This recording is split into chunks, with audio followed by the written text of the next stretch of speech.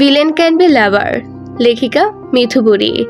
এটা এমন একটা উপন্যাস যার হ্যাপি এন্ডিং হওয়ার পরেও হাজারো পাঠিকা কেঁদেছে। সাধারণত স্যাড এন্ডিং দেখে কান্না করা স্বাভাবিক, কিন্তু হ্যাপি এন্ডিং হওয়ার পরেও যখন একটা গল্প কাঁদিয়ে যায় সেটা সত্যি আলাদা অনুভূতি।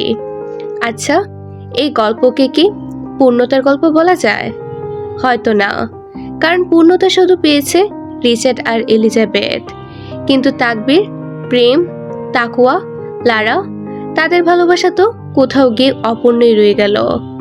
ভালোবাসা যেমন একটা মানুষকে গড়ে তুলতে পারে, তেমনি কখনো কখনো ধ্বংসও করে দিতে পারে। আর তার উদাহরণ হলো স্বয়ং তাকবীর দেওয়ান।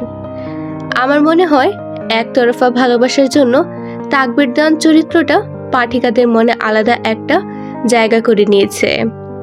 তার কষ্ট, তার আর্তনাদ সবকিছুই পাঠিকাদের চোখে পানি আনতে বাধ্য করেছে। রিচার্ড আর তাকবীর দুজনের ভালোবাসার মধ্যেই ছিল ভীষণ সুন্দর আবার ভীষণ কষ্টের একটা অনুভূতি। তাকবীরের লেখা চিঠিটা পড়ে সকল পাঠিকেই কেঁদেছে, যেখানে স্বয়ং রিচার্ড কায়নাত, যার মন ছিল পাথরের মতো শক্ত, সেও সেই চিঠি পড়ে স্তব্ধ হয়ে গিয়েছিল। তার হাত কেঁপেছিল, বুক কেঁপেছিল।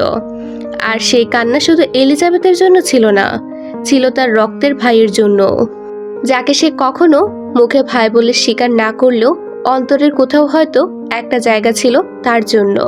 তাকবীরের লেখা চিঠি পড়েও যতটা ভেঙে পড়িনি, তার থেকেও বেশি কষ্ট পেয়েছি যখন রিচার্ডের চোখ থেকে পানি পড়েছে।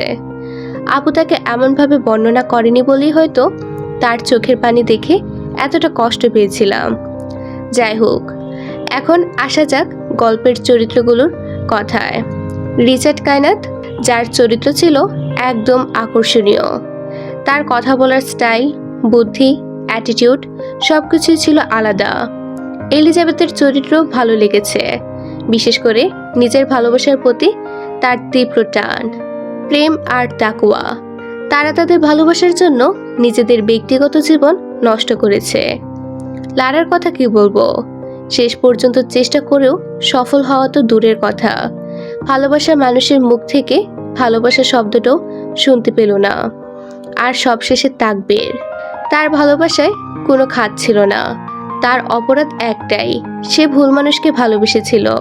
তোমাকে একজন পেয়েছে মানে আরেকজন কত বিভৎসভাবেই না হারিয়েছে। এই চরিত্রটাকে এতটা কষ্ট দিয়ে না লিখলেও হয়তো পারত, কিন্তু এই চরিত্রটা না থাকলে হয়তো গল্পটা এতটা সুন্দর হতো না। যাই হোক, সবশেষে এলিজাবেথ আর রিচার্ড ভালো আছে, না হলে বাকি সব চরিত্রের গল্পেই থেকে গেছে শুধু অপূর্ণতা। এই উপন্যাসের ব্যাপারে বলে শেষ করা যাবে না, তবু শেষ করতে হবে। And yes, villain can be a lover.